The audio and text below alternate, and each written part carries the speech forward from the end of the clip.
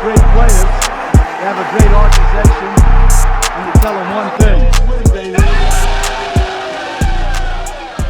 What is good, Raider Nation? It's your boy Raider Alex back with yet another video for you guys. Anybody that's new to the channel, you guys love Raider related content just like this, make sure to like, comment, subscribe to the channel. Also make sure to hit that bell notification, that way you get notified every time I post a video just like this one. Without further ado, let's jump right into the topic of this video. The Las Vegas Raiders are set to play in their second preseason matchup of the 2023 NFL season against the Los Angeles Rams. The Raiders went ahead and completely dominated the San Francisco 49ers last week, and although this is only preseason, and I'm not necessarily so concentrated and so fixated on winning every single game moving forward, it's still nice to see that we went ahead and won last week in the dominating fashion that we did. Preseason to me is mainly just studying and analyzing the young players on this roster and just evaluating the depth on this team as well. That's really what got me excited last week, because a lot of our young players and rookies stepped up and looked good last week in their first ever experience in the National Football League. Last week I did a video on the 5 players to watch out for prior to the 49ers matchup, and now we're going to do one for tonight's matchup against the Rams. So without further ado, let's jump right into the list. Now the first guy on the list is once again quarterback Aiden O'Connell. Last week the game ball definitely went to our rookie quarterback Aiden O'Connell out of Purdue. His performance really had the entire Raider Nation very excited and optimistic that he may be the quarterback of the future for this team. Now look, I think it's still too early to be having that discussion right now, but there's no doubt that he looked very good out there.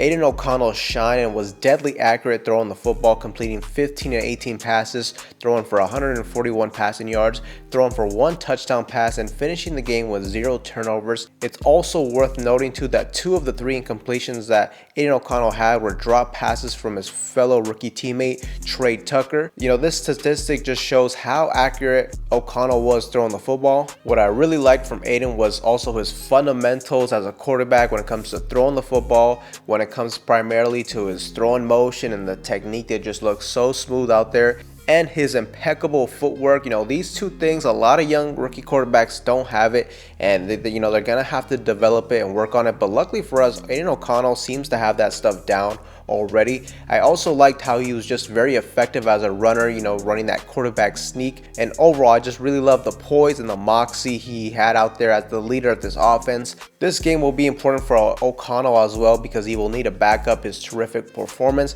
and show that last week wasn't just a fluke, and that he can be a consistent quarterback at the next level. And look, even if he does, you know, struggle this week, you know, it's not the end of the world. He is a rookie, and making mistakes is part of the process for a young quarterback. It's all just about learning from his mistakes and improving on them. And if he is going to struggle, I'd rather he do it in the preseason. And last week was basically perfect for O'Connell. So I just want to see, like, if he does get hit with some adversity, you know, how does he respond to it? But regardless, Aiden O'Connell will be a very important player to keep your eye out on in this matchup. Now the second guy on this list is wide receiver Trey Tucker. Now Trey Tucker last week did have a bit of an underwhelming performance, and it was mainly due to those 2 drops he had. He had that big throw on the sideline that would have been a huge game for this offense, and he was unable to secure the ball going to the ground. But mainly for me, the one that was concerning was that wide open slant pass that hit him right in his hands. That got me frustrated. He definitely has to come out and show that he can just catch the rock, or else he's not going to have a lot of playing time this season, because he did show of him what he could bring to this offense, the type of wrinkles he can provide to this team, and that's just being the deep threat speedster wide receiver that he is. Like I said, he had that catch on the sideline that would have gone for a huge gain, just unable to bring it down. Also, we can just see that with a guy like this, you can utilize him in more creative ways, like in jet sweeps and just in pre-snap motions moving forward. But I am confident that Trey Tucker will start to get more comfortable and start to contribute a bit more in the preseason, but we'll just have to go out and see it. Now the third guy on this list is running back Zamir White. Zamir White last week had an okay performance. Not great, not terrible. He ran for 13 carries for 43 yards and 1 touchdown on the day, about 3.3 yards per carry. I did a film study breakdown on his performance as well, so if you haven't done so, make sure to go check that out. But overall, Zamir White, I was expecting for him to be a little bit more dominant in the preseason, and we will just see how he can perform in these next 2 games. It's important to see how Zeus can perform, especially since there is no guarantee that Josh Jacobs will be back for week 1. Now, Vic Tafur from The Athletic did speak on the Josh Jacobs matter, and he stated how he thinks he will be back for week 1, which is great news, but it's still not confirmed that this will be the case, and the Raiders still need to prepare for a plan B if that doesn't happen. But regardless if Jacobs comes back or not, it's still big for Zamir White to come out and ball out in the preseason, in my opinion, because he really needs to go out and show this coaching staff that he's ready for a bigger role in this offense next season. And the best way to do that is to go out and have dominant performances in the preseason. Now, the 4th guy on this list is defensive tackle Byron Young.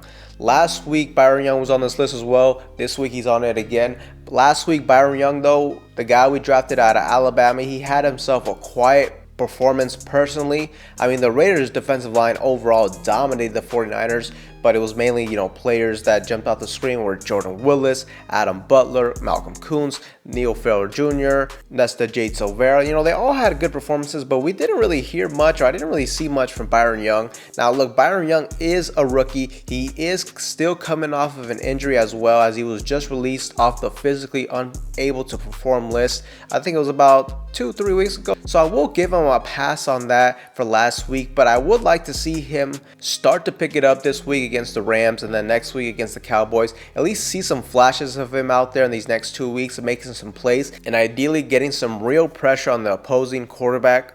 Now, last but not least, right tackle Thayer Munford. I want to see a little more from our 2022 7th round pick, Thayer Munford. A couple weeks ago in training camp, we heard news from the local beat writers that Thayer Munford was getting some first team reps over right tackle Jermaine Illuminor. And Illuminor was the starter for the majority of the season last year with the Raiders. So really at this point, the right tackle position, the starter job is definitely wide open. I don't think there's anybody necessarily penciled in for week 1 just yet. So to me, Thayer Munford has to play much better if he wants to win that job. He didn't look really great out there last week, and with all the hype kind of surrounding him of getting some first team reps, we were kind of hoping maybe he could back it up in the preseason, and maybe, just maybe, he would be able to start. I mean, for me, that'd be the most ideal situation. You just want as much of your young draft picks to pan out as possible. That's just going to be the best for your team moving forward, but we'll just have to see. He's going to have to back it up on the field. And also, on a side note, our right tackle out of Arkansas, Dalton Wagner, he looked pretty good last week. So look, keep an eye out for him as well. And just in general, the battle at the right tackle position will be something very interesting before the regular season. If Dalton Wagner continues to perform at right tackle and Munford doesn't look great out there, who knows? Maybe they might consider switching him to guard and have Dalton Wagner be the backup right tackle and then roll with Jermaine Illuminor next season. Who knows? But that's just another positional battle to keep your eye out on in this preseason and throughout these next 2 weeks. So Raider Nation, those are the 5 players to watch out for in today's matchup against the Los Angeles Rams. Let me know who you guys are most excited to see today. Let me know in the comment section down below. But Raider Nation, that's all I have for you guys in today's video. Anybody that's new, make sure to like, comment, subscribe. That being said, I will see you guys in the next one.